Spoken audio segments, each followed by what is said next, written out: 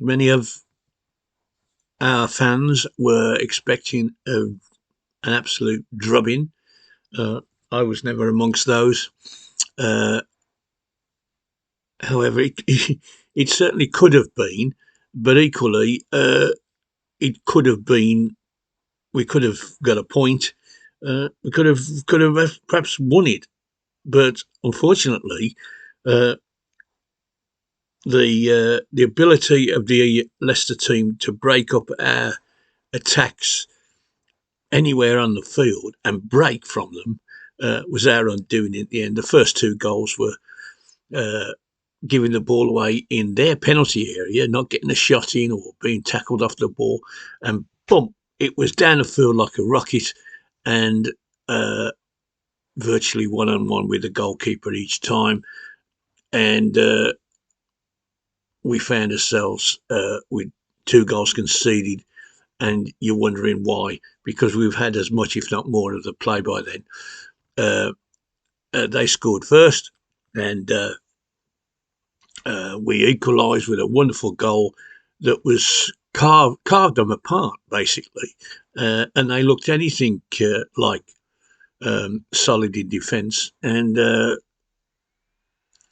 young Jordan James finished off a fine move um, on the right-hand side and slotted it inside the corner post, reminding me of Jeff Horsfield in his heyday. He used to score goals from that position regularly. Unfortunately, we then conceded again. The second goal, similar. Bakuna was robbed on the edge of the box when he looked. He was trying to find a bit of space to get a shot in, uh, and they just broke on us. And it was 3 against 2.5, three at the most, and they waltzed it in. The worst thing happened, really. We at that point at half time, you thought, well, we're well in this. We can do something here. But unfortunately, 50 minutes gone, 5 minutes after half time, uh, they carved us open and um, shot from the left hand side, deflected, beat the keeper 3-1, and you're staring down the barrel. Now, we put maximum effort in and eventually got a goal again through Jordan James. Mayashi slipped him through, and he finished off well, make it 3-2. We never really looked like getting that equaliser because they pressed us where we were pressing in their third and not getting the ball off them. Uh, they pressed us in the middle third and got us the ball off us regular as clockwork. We always seem to have. It's almost like they got extra players on the pitch because we could never seem to create space. And am I downhearted? No. I did say my prediction on the Tilton Talk Show that we wouldn't get thrashed, and so we didn't. Um, you, I mean, I've lived all my life expecting certainly Birmingham City to win their home games. I don't care who turns up, but I mean, I've seen them play Barcelona and we didn't lose, and I've seen them play, you know, the double winning team of Tottenham Hotspur and we didn't lose, and so on, and all the great teams have come to St Andrews and been sent packing. So I never have this doom and gloom. Oh, we'll be happy with a 3-2 defeat, because I'm not. I expect Birmingham City, whoever turns up, to um, to put on a show and win the game. However, the reality of it was tonight that the cost of one of their players uh, was equal to the cost of all of our players. Now, there were times when Leicester actually looked like that's what they were. They passed the ball about beautifully. They weren't great defensively, to be honest. Uh, didn't rate their keeper much at all. And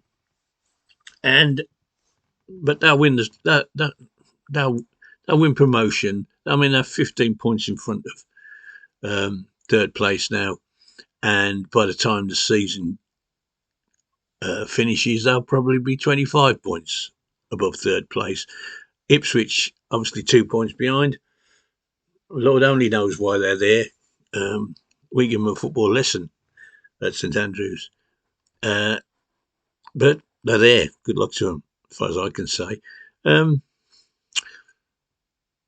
We now go into a period of what you would like to say is winnable games. We go to Plymouth on Saturday, who I think have lost only one game at home all season. Their away record is putrid. And if you remember, we only beat them in the last minute with a wonder goal from Stansted. Else that would have been a couple of points dropped. So